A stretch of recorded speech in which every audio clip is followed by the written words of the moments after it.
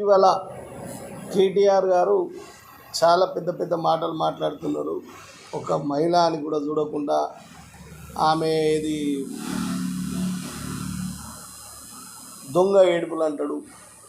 దొంగ ఏడుపులు ఎట్లొస్తాయో మరి కేటీఆర్ గారికి తెలియాలి. యాక్షన్ ఏడుపు మరి ఆ కన్నీళ్ళు మీడియా ముందట ఆమె బాధ ఆమె బాధను వెళ్ళబుచ్చుకుంటూ ఆమె బాధను మాట్లాడుతుంటే దాన్ని దొంగ ఏడుపు అని మాట్లాడుతున్నటువంటి కేటీఆర్ గారు ఆ దొంగ ఏడుపులు ఎట్లుంటాయో దొంగ యాక్షన్లు ఎట్లుంటాయో మీకే తెలుస్తుంది. మీ చెల్లెలు జైలుకు అయినప్పుడు విక్టరీ సిగ్నల్ చూపిస్తారు, చేతులు ఊపుతారు.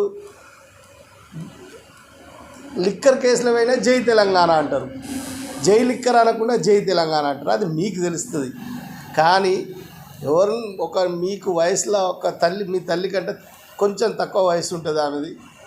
అటువంటి మంత్రి ఇవాళ మన తెలంగాణ రాష్ట్ర మంత్రి ఆమెను పట్టుకొని దొంగ ఏడుపులు అనుడు, ఇంకేదో అనుడు, అసభ్యమైనటువంటి సిస్టమ్ను మీ వీడియోలు చిత్రీకరించి ఆ చిత్రీకరించినటువంటి వీడియోలను ఇవాళ మీరు పెట్టడమే కాకుండా మళ్ళీ దానిపై ఇంకేదో మీ బావ కేటీఆర్ గారు తెల్లారి స్పందించి నేను కానీ వ్యక్తిగతంగా ఖండిస్తున్నా, మా పార్టీ పరంగా కూడా ఖండిస్తున్నాను. అది మీరు ఒక బాధ్యత అయినటువంటి ఒక ముఖ్యమంత్రి కొడుకై ఉండి ఒక రాష్ట్ర మీ పార్టీ వర్కింగ్ ప్రెసిడెంట్గా ఉండి మరి మీరు మీ మీద అభియోగం వచ్చినప్పుడు మేము ఖండిస్తున్నాం. ఇది మా పార్టీకి కానీ మాకు కానీ ఎలాంటి సంబంధం లేదని మీరు ఎందుకు ఖండించలేదని సూటిగా ప్రశ్నిస్తున్నాం. అది కాకుండా ఆమె బాధ వెలిపుచ్చుకుంటే మీడియా సోదరుల ముందట ఆమె బాధ వాళ్ళు మాట్లాడుతున్న సమయంలో ఆమె బాధతోటి కన్నీటి పెట్టుకుంటే నువ్వు ఆ కన్నీరును కూడా అపహేళన వేసేటటువంటి మాటలు మాట్లాడుతుంటే మీకు మరి బీసీ బిడ్డలకు ఉన్న తేడా ఏంటిదో అర్థమైపోయింది. బీసీలు ఎవరైతున్నారో బీసీ బిడ్డ ఆమె ఇయ్యాల సత్యవంతురాలు, ఆమె మంచిది కాబట్టి ఆమెకు దుఃఖం ఆగలేక బాధపడ్డది. అదే మీ దొరసాని అయితే విక్టరీ ఊపుతారు, జై తెలంగాణ అంటారు. లిక్కర్ కేసులో జైలుకోతే జై తెలంగాణ. ఇది మీకు అలవాటు అయిపోయింది. మంది అందరు దొంగలు, మేము సత్యవంతులం అనేది. అది కరెక్ట్ కాదండి. మీరు ఇప్పుడు ఇలా మీరు మాట్లాడుతున్నారు ఏమని, నిన్న మొన్న అన్నారు మాకు ఇప్పుడు సంబంధం లేదు, ఆమె ఎవరో అంటే నాకు వచ్చిందని. ఆ మాట మొదటి రోజు చెప్పుకుంటే అయిపోయేది.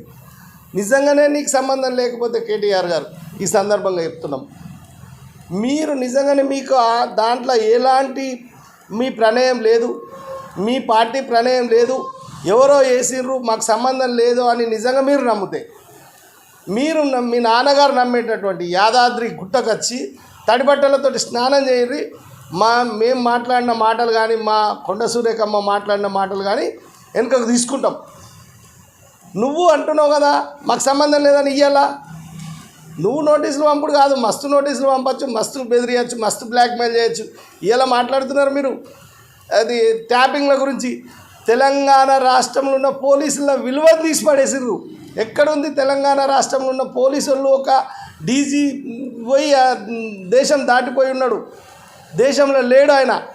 మీరు చేసినటువంటి పరిపాలన పాపం అందరికీ పాపం చుట్టుకున్నది. పోలీసు వాళ్ళు గట్టిగా మాట్లాడితే మీరే కదా మీరు దొంగలు దోసినట్టు దోసిర్రు, బ్లాక్మెయిల్ చేసిర్రు, దొంగల్లాగా ప్రవర్తించిర్రు అనేటువంటి పరిస్థితి ఇలా వాళ్ళకు వచ్చినటువంటి పరిస్థితి ఉన్నది. మీ తప్పుడు నిర్ణయాల వల్ల మీరు చేసినటువంటి డైరెక్ట్ ఇయ్యాల మేము అడుగుతున్నామండి. హైదరాబాదులో ఒక్కటి కూడా కాంగ్రెస్ కానీ బీజేపీ కానీ గెలవలేదు అంటే కేవలం మీ ట్యాపింగ్ వల్లనే.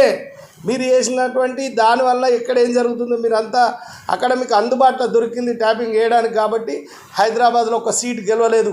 ఇది బీజేపీ వాళ్ళు కూడా గమనించాలా, ఇటు కాంగ్రెస్ పార్టీ కూడా గమనించాలా. ఎందుకంటే మీరు ప్రజలలో మంచి పేరు ఉండో, ప్రజలలో మంచిగా ఉండో, హైదరాబాద్ సీట్లో గెలవలే. మీ ట్యాపింగ్ వల్ల గెలిచింది. హైదరాబాద్ సిటీలో మిమ్మల్ని ఎవరు కూడా ఇష్టపడే పరిస్థితులు లేరు, అయినప్పటికీ మీకు ఓట్లు పడ్డాయి.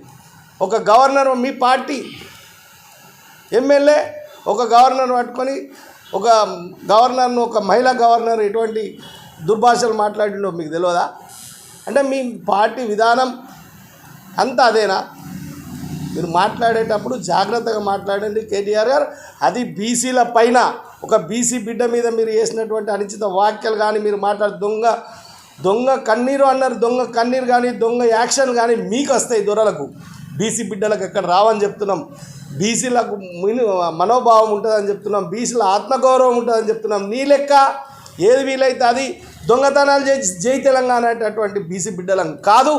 ఖబర్దార్ చెప్తున్నాం. మళ్ళొకసారి కొండ సురేఖమ్మ మీదగిన అనుచిత వ్యాఖ్యలు చేసినా ఆమె మీద ఎలాంటి మాటలు మాట్లాడినా బాగుండదని సందర్భంగా చెప్తున్నాం.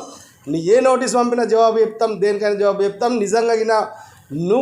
నిజంగా నీకు చిత్తశుద్ధి ఉంటే రాదే యాదాద్రి దగ్గరకు వచ్చి తడిబట్టలతో స్నానం చేయి, మీరు నాకు సంబంధం లేదని నువ్వు అప్పుడే ఆమె ఏదన్నా మీ మీద మాట్లాడిన వాక్యాలు కూడా ఉంటే మేము వెనుక తీసుకుంటామని ఈ సందర్భంగా తెలియజేస్తున్నాం.